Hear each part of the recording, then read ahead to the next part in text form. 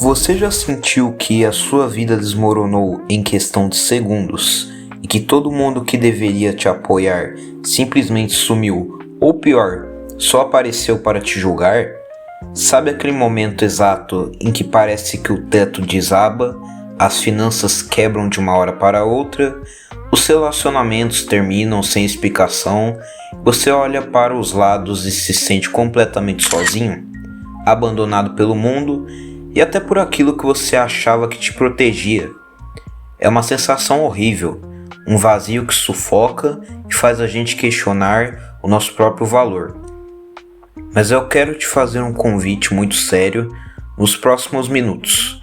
Desliga as distrações, afasta o celular se puder e fica aqui comigo, porque hoje nós vamos conversar sobre o maior, mais brutal e mais impressionante história de superação, injustiça e reviravolta, de que se tem notícia na história da humanidade. E não importa no que você acredita ou deixa de acreditar, não importa a sua religião ou se você não tem fé nenhuma. O que eu vou te contar hoje não é sobre religião, dogmas ou regras de igreja. É sobre o comportamento humano no seu limite mais extremo.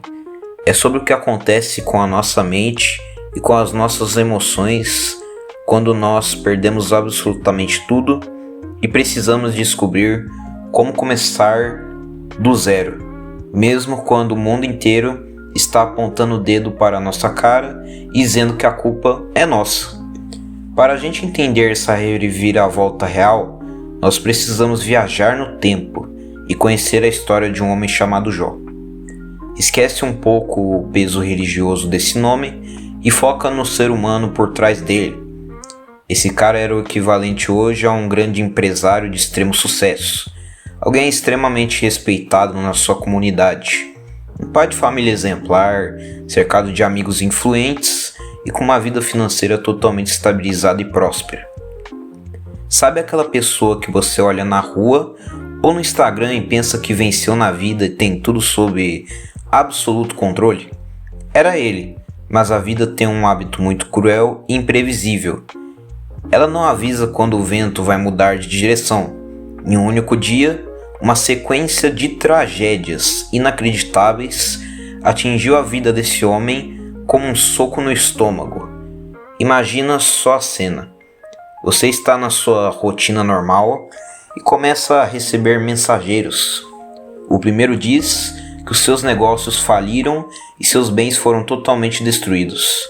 No mesmo instante, chega outro dizendo que um acidente trágico tirou a vida de todos os seus filhos de uma vez só. Como a mente humana processa uma dor desse tamanho? Como você continua respirando e mantendo a sanidade quando o seu mundo inteiro simplesmente desaparece em 24 horas? É o tipo de dor que paralisa, que tira o chão e que faz qualquer um querer desistir de tudo. E se você acha que a situação já estava ruim o suficiente, ela piorou de um jeito que parece até roteiro de filme de terror. Logo em seguida, o corpo dele foi tomado por uma doença física extremamente dolorosa, daquelas que causam feridas abertas, purulentas e terríveis da cabeça aos pés. Jó perdeu a riqueza, perdeu a família e perdeu a própria saúde. Ele foi parar literalmente nas cinzas, no lixão da cidade, isolado da sociedade porque as pessoas tinham nojo de chegar perto dele. Ele ficou ali, raspando as próprias feridas com um pedaço de telha quebrada para tentar aliviar a coceira e a dor. É o fundo do poço do fundo do poço. E é exatamente nesse cenário de caos absoluto que entra o fator mais doloroso e cruel de todos. Um fator que eu tenho certeza que você já experimentou na pele em alguma escala de sua vida. A decepção profunda com as pessoas próximas. Quando você está por cima, quando o seu dinheiro está fluindo, o seu sucesso é evidente. Todo mundo quer ser o seu amigo. Todo mundo quer sentar na sua mesa. Todo mundo valida suas escolhas e te elogia. Mas basta o seu mundo cair, basta a crise chegar, para as máscaras caírem junto e as pessoas desaparecerem.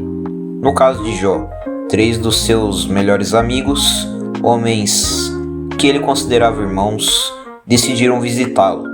No começo, quando viram o estado deplorável dele, eles ficaram em silêncio por 7 dias, chocados com o tamanho da destruição. Mas o silêncio, que parecia respeito, logo se transformou em veneno. Em vez de estenderem a mão, ou de oferecerem um abraço, um prato de comida ou até um apoio silencioso, esses amigos começaram a debater teologia, filosofia e moralidade na cara de um homem que estava sangrando por dentro e por fora. Eles olharam para ele, apontaram o dedo e disseram o seguinte: olha aqui, Jó, vamos ser realistas. O mundo é um lugar justo. Se você está sofrendo desse jeito tão brutal, é porque alguma coisa errada você fez escondido. Você deve estar guardando algum segredo muito feio, cometeu algum crime ou alguma falha grave, porque o universo não castiga quem é bom desse jeito. Pensa na gravidade e na crueldade disso. O cara estava vivendo o pior luto que um pai pode viver, sentindo dores físicas insuportáveis. E as pessoas que deveriam ser o seu suporte emocional viraram juízes arrogantes da sua dor. Eles tentaram colocar na cabeça dele a culpa pelo seu próprio sofrimento, fazendo com que ele se sentisse a pior pessoa do mundo.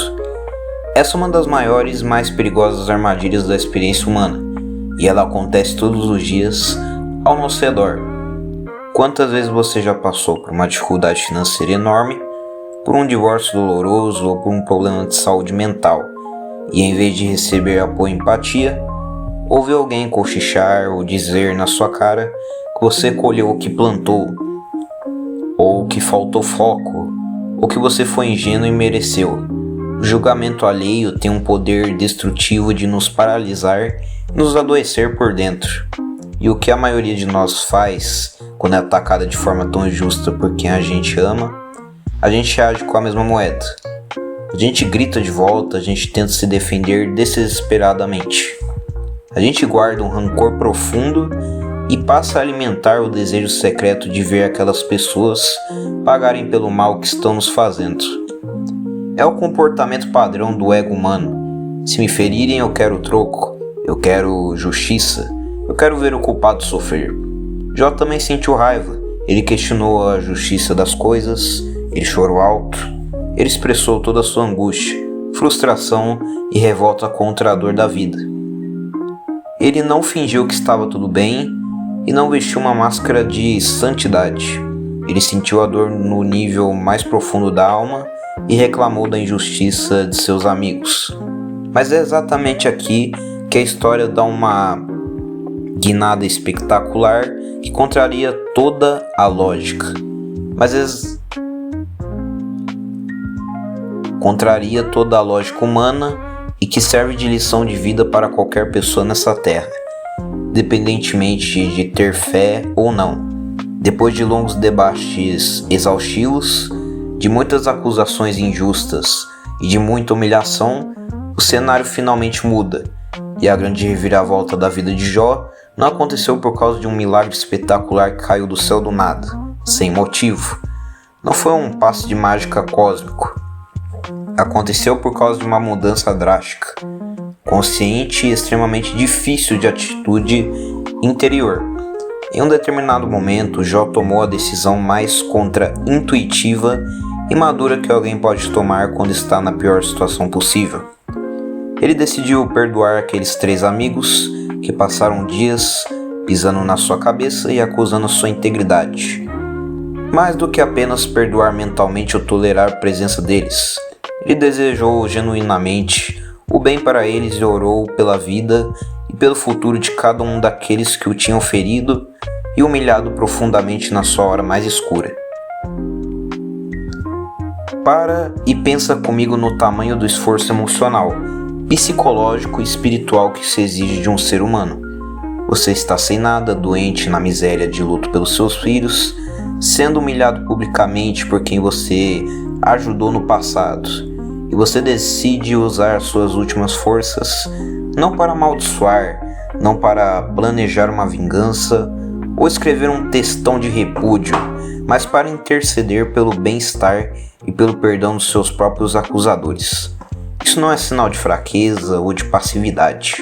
Isso é uma demonstração de força mental e da inteligência emocional absolutamente absurda. E o que a história milenar nos mostra é que foi exatamente nesse exato momento, no milésimo de segundo em que Jó liberou o perdão e tirou o foco da sua própria dor para fazer o bem ao outro, que a chave do destino dele virou. O relato nos conta que a partir daquela atitude de grandeza, a sorte dele mudou completamente. A saúde dele foi restaurada de forma impressionante. A sua mente encontrou uma paz que ele achou que nunca mais teria, e ele começou a reconstruir a sua vida do absoluto zero, vindo a ter o dobro de tudo que possuía antes. Ele prosperou novamente nos negócios, formou uma nova e linda família, gerou novos filhos e viveu uma vida extremamente longa, próspera e cheia de significado real. Mas o ponto central aqui, o verdadeiro ouro dessa história, que eu quero que você guarde com muita atenção no seu coração hoje, é que essa restituição, essa virada de chave fantástica, não foi um prêmio divino porque ele era um homem perfeito, sem falhas ou super-herói. Foi o resultado direto e natural de ele não ter permitido que o seu coração fosse contaminado, azedado e destruído pelo ambiente hostil ao seu redor. É incrivelmente fácil se tornar uma pessoa amarga, fria, desconfiada e vingativa quando a vida bate forte na gente e as pessoas nos traem. Qualquer um consegue ser mal com quem foi mal com ele. O verdadeiro desafio, o segredo das pessoas verdadeiramente resilientes e imparáveis é conseguir passar pelo fogo ardente da injustiça e sair dele sem o cheiro da fumaça do rancor nas roupas. Quando você escolhe perdoar quem te feriu, você não está dizendo que o que a pessoa fez foi certo ou aceitável. Você não está sendo bobo. Você está apenas decidindo com maturidade que o erro daquela pessoa não vai ter o poder de ditar o resto da sua história e destruir o seu futuro. Você arranca o controle da sua vida e das suas emoções das mãos de quem te machucou e retorna o timão do seu barco. As tempestades da vida chegam para absolutamente todo mundo, sem exceção. Elas não escolhem classe social, não escolhem nível de escolaridade, não escolhem idade, não escolhem religião.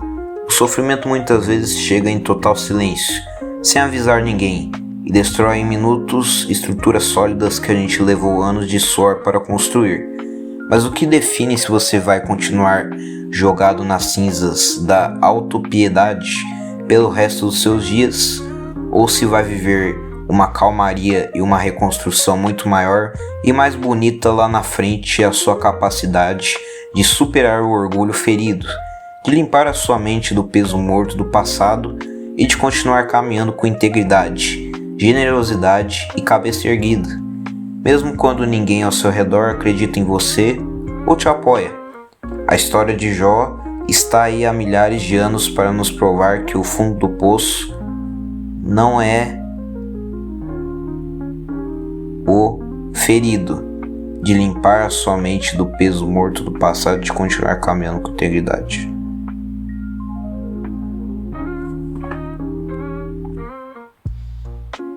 Ferido de limpar a sua mente do peso morto do passado e de continuar caminhando com integridade, generosidade e cabeça erguida, mesmo quando ninguém ao seu redor acredita em você ou te apoia. A história de Jó está aí há milhares de anos para nos provar que o fundo do poço não é o seu fim.